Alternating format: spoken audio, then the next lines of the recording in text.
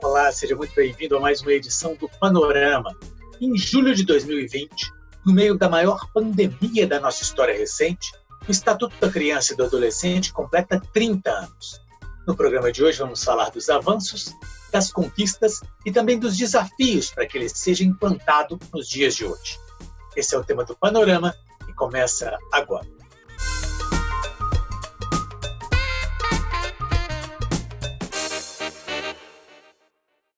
Eu converso com a defensora pública Daniele Beletato Nesralla, que é coordenadora da Defensoria Especializada na Infância e Juventude.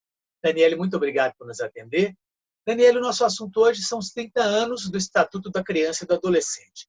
Eu queria começar o programa a gente fazendo talvez um comparativo de como é que era o tratamento da criança e do adolescente 30 anos atrás, em 1990, e como que ele é hoje. Quais os principais avanços e diferenças que a gente vê nesses 30 anos?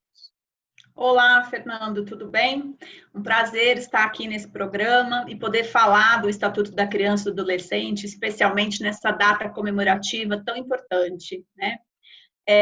Já respondendo, iniciando a responder a sua pergunta, na verdade, até um pouco antes do Estatuto, a gente tem o marco do direito da criança e do adolescente, que foi a Constituição de 88, no artigo 227, trouxe o berço para o nascimento do Estatuto, né?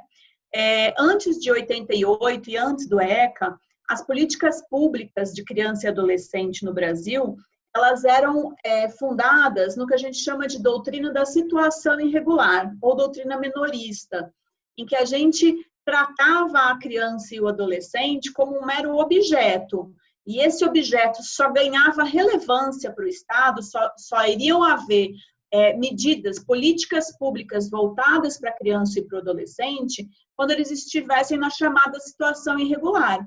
Então, quando estivesse nas ruas pedindo dinheiro, né, quando estivesse praticando algum tipo de ilícito, nesse momento apenas é que a criança e o adolescente ganhava interesse do Estado e passava a ser objeto de política pública. Hoje, com a Constituição de 88 e com o Estatuto, a gente passou a adotar a doutrina da proteção integral, em que a gente preza pela proteção de todos os direitos para a criança e para o adolescente, para que ele possa se desenvolver de modo pleno, de modo integral. Então, hoje a gente considera a criança e o adolescente como sujeito de direitos, né? E não mais como mero objeto. Hoje a criança não é mais propriedade do pai ou da mãe que podem fazer o que bem entenderem com relação à criança. É claro que existe autonomia da família em educar, né? Mas a criança ganhou o status de cidadão, de sujeito de direito. Não cidadão, porque é uma palavra técnica, né? Com outro significado, mas de sujeito de direito. Isso traz uma série de direitos e obrigações para o poder público, especialmente na implementação de políticas públicas que melhorem as condições de vida desse público, né, das crianças e dos adolescentes. Daniele, várias outras leis entraram em vigor depois do Estatuto que foram incorporadas a ele, como a Lei da Primeira Infância, a Lei do Menino Bernardo, que proíbe os castigos físicos, e a chamada Lei da Escuta Especializada, isso. Como é que isso ajudou ainda em relação ao Estatuto? Em que isso significou ainda mais avanços? Todas essas normas, elas vêm acomodando o sistema de garantia de direitos e facilitando a execução das políticas públicas, né? A Lei do Menino Bernardo é um marco importante, porque traz essa ideia de que a criança sendo titular de direitos, né, sujeito de direito, ela não pode ser, em hipótese alguma, objeto de nenhum tipo de agressão. Não há justificativa para que a violência física aconteça, né? Entre adultos não há justificativa. Um adulto não pode agredir o outro porque discorda dele, né? Porque poderia um adulto agredir uma criança porque a criança não faz o que ela deseja, o que ela gostaria que fosse feito, né? Então, isso reforça a ideia da criança como sujeito de direitos. A Lei da Escuta Especializada foi uma legislação muito importante, porque ela consolida o direito da criança de não sofrer violência e de não ser revitimizada, porque para a criança nem sempre é fácil ela falar de uma violência sexual, de uma violência física, de uma violência psicológica, às vezes praticada pelo próprio pai ou pela própria mãe, né? Então, o fato da criança ter que ficar contando inúmeras e repetidas vezes para diversas autoridades diferentes a violência que ela sofreu, isso acaba fazendo com que essa violência se repita, né? Se amplifique. Então, é muito importante para a coesão do sistema de garantia de direitos, as normativas que vieram previstas na Lei de Depoimento Especial, especialmente para a construção de fluxos interdisciplinares entre todos os agentes públicos que atuam nessa área. Quais são as principais demandas que hoje chegam à Defensoria em relação a eventuais desrespeitos ao Estatuto da Criança e do Adolescente? Algumas demandas muito constantes que a gente tem são os problemas de vagas em escola, né? Aqui em Belo Horizonte, a gente tem uma situação um pouco mais confortável do que em outros municípios do estado, porque o ensino infantil ainda é municipalizado, né? E há muito poucas vagas. O investimento no ensino infantil ainda é muito pequeno. E é justamente uma das áreas em que a gente consegue garantir mais direitos para as crianças, porque com o acesso à creche, à pré-escola, a gente não garante só o acesso à educação, a gente garante também a assistência à saúde, a gente garante também a assistência social, inclusive a assistência à família, né? Porque a gente pensa a grande maioria das famílias hoje são chefiadas por mães, por mulheres, que têm que sair para trabalhar e deixar as suas crianças sozinhas em casa. Então, elas terem um local para deixar os seus filhos, onde seus filhos vão estar sendo bem cuidados, né? Vão estar protegidos, vão estar se desenvolvendo, inclusive com relação à alimentação. Muitas crianças no nosso estado ainda dependem da alimentação que é fornecida pelas escolas, né? Então, essa é uma demanda muito grande no estado todo em relação ao ensino infantil. Alguns municípios têm se comprometido muito seriamente com a solução desse problema, mas outros municípios ainda não compreenderam a seriedade desse investimento público e a consequência que esse investimento público traz para toda a sociedade, né?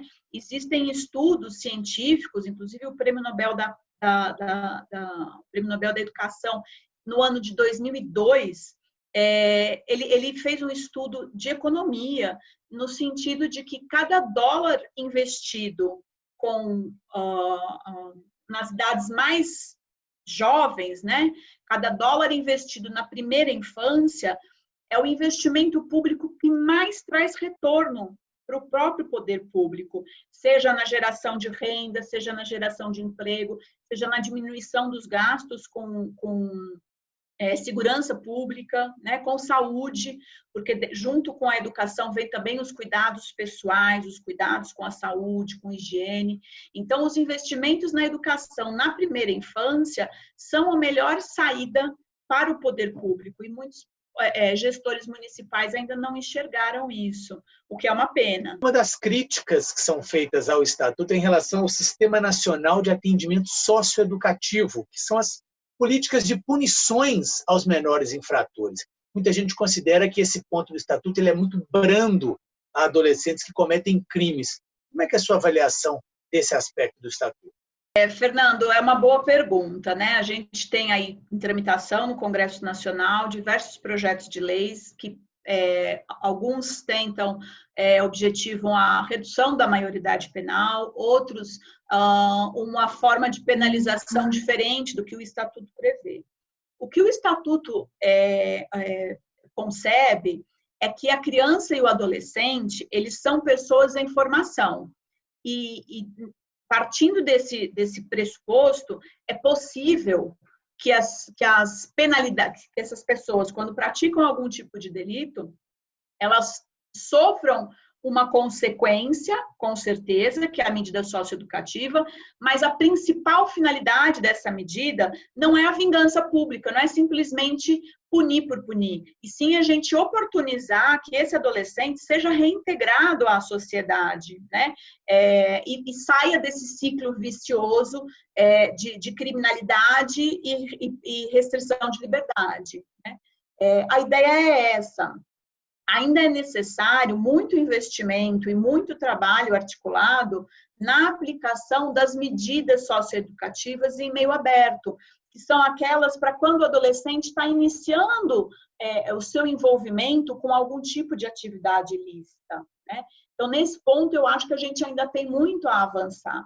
Agora, quando se fala em redução de maioridade ou agravamento das penas, a gente pensa nos crimes graves, né? Então, a gente pensa em homicídios, em estupros e sequestros, enfim, crimes que realmente chocam a sociedade.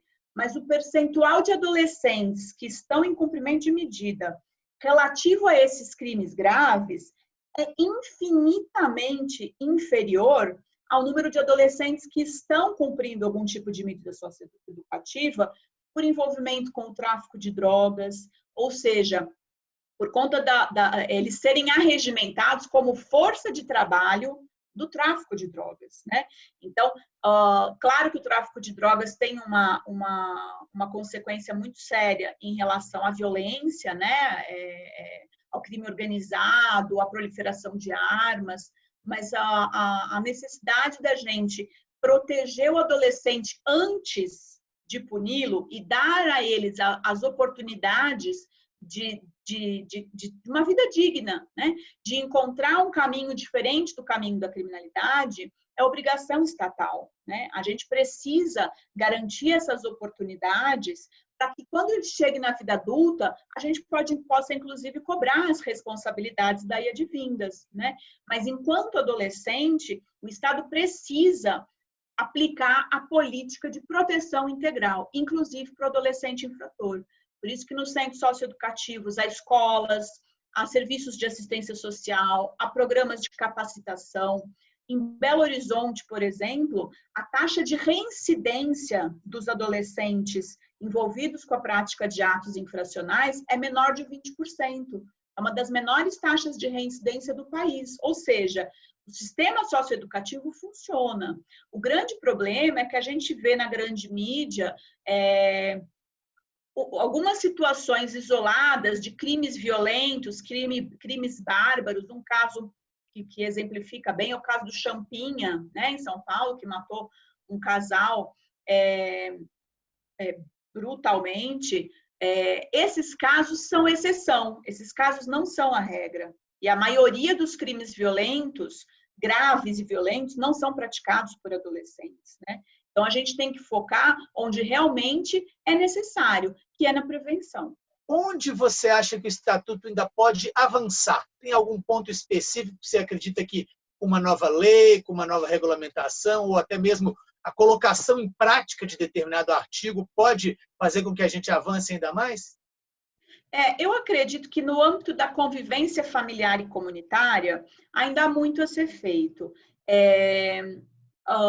O Estado ainda olha para a política de proteção à criança e adolescente como uma política exclusiva para aquele indivíduo, para a criança ou para o adolescente, quando, na verdade, todas essas políticas, elas envolvem a família.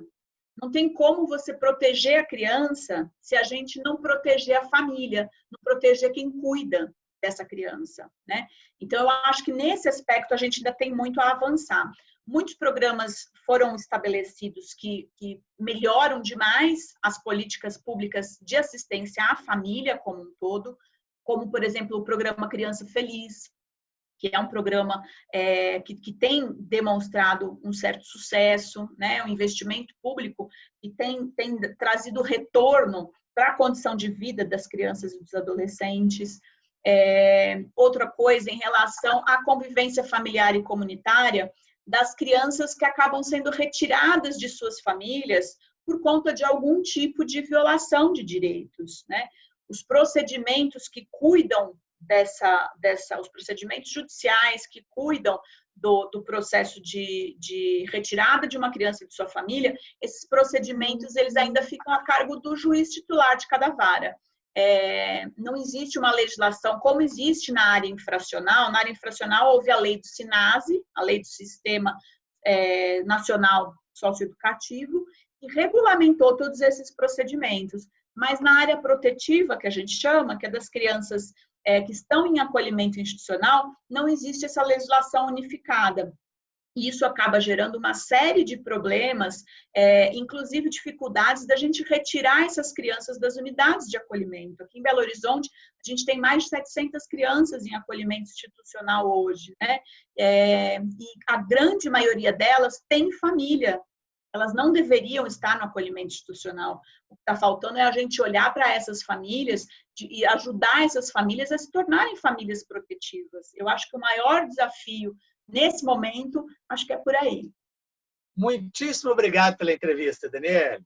Obrigada, Fernando. Foi um prazer falar com você. Se precisar de qualquer coisa, estamos à disposição. Muito obrigado pela sua companhia. Até o nosso próximo programa.